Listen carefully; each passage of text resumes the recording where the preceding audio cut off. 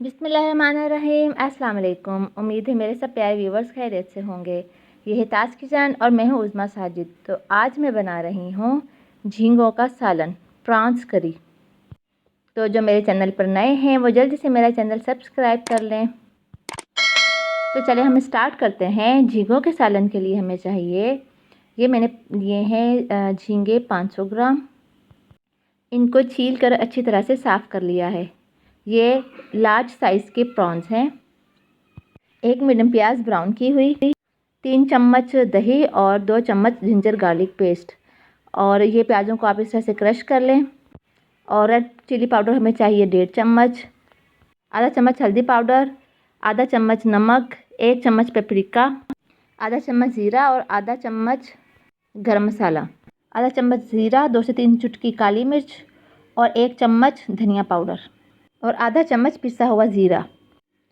एक मीडियम टमाटर लिया है और इसका अच्छा सा पेस्ट बना लिया है ताकि हमारी ज़्यादा मेहनत ना लगे इसको गलाने में। और ये एक पैन लिया है, इसमें 1 चम्मच लिया है भर के ऑयल का। ऑयल हमारा अच्छे से गर्म हो जाए और इसमें मैं टमाटर डालूँगी जो मैंने चॉप किए थे। उसको हल्का सा फ्राई करके कवर कर दूँगी क्योंकि टमाटर जो है हमें बिल्कुल गले हुए चाहिए। कवर करूँगी 2 से 3 मिनट तक। अब देखें इनकी कंडीशन क्या है।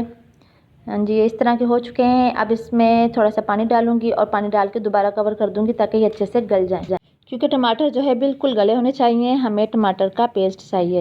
ये देखिए हमारे टमाटर अब तकरीबन गल चुके हैं। अब मैं इसमें डालूंगी जो क्रस्ट अनियन थे, मेरे पास क्रस्ट ब्राउन प्याज थे, वो डाल दूँगी।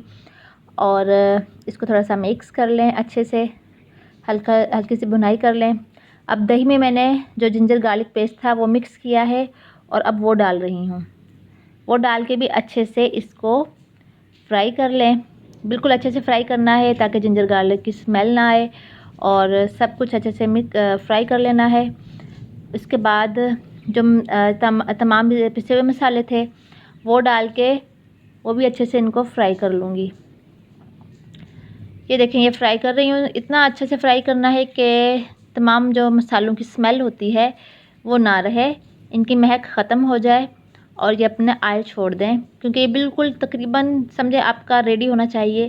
क्योंकि उसके बाद जब प्रॉन्स डालूँगी तो फिर उनको जो है ज़्यादा नहीं हम लोगों ने फ्राई करना, क्योंकि ये बहुत जल्दी गल जाते हैं।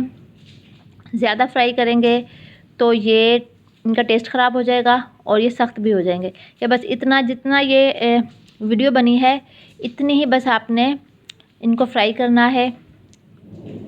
थोड़ा सा इनको फ्राई करके और इसमें जल्दी से जो है हम लोग पानी डाल देंगे,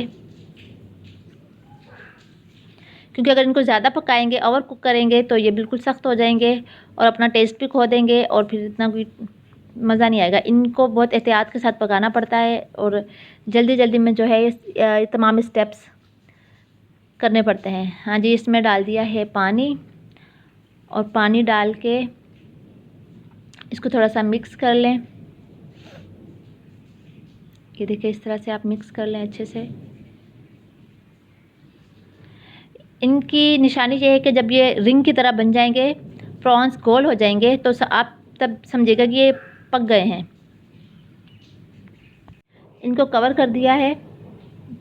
ये 3 से 4 मिनट में रेडी हो जाएंगे। इनको ज़्यादा टाइम नहीं लगेगा। अगर ज़्यादा टाइम लगाएंगे तो ये वही बात होगी कि सख्त हो जाएंगे और अपना टेस्ट भी खो देंगे, तो इतना कोई मज़ा नहीं आएगा।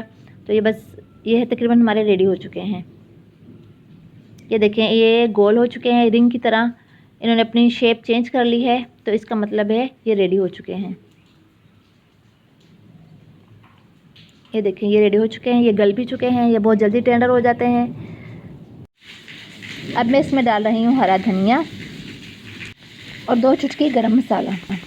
गरम मसाला खुशबू के लिए, ये बहुत टेस्टी बनते हैं। इनमें ज़्यादा चीज़ें डालने की ज़रूरत नहीं है, वैसे बहुत मज़े के बनते हैं।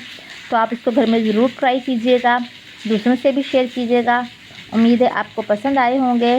आप सबका बहुत शुक्रिया। अपना और अपने प्यारों का ख्याल रखिएगा। अल्लाह हाफ़िज़।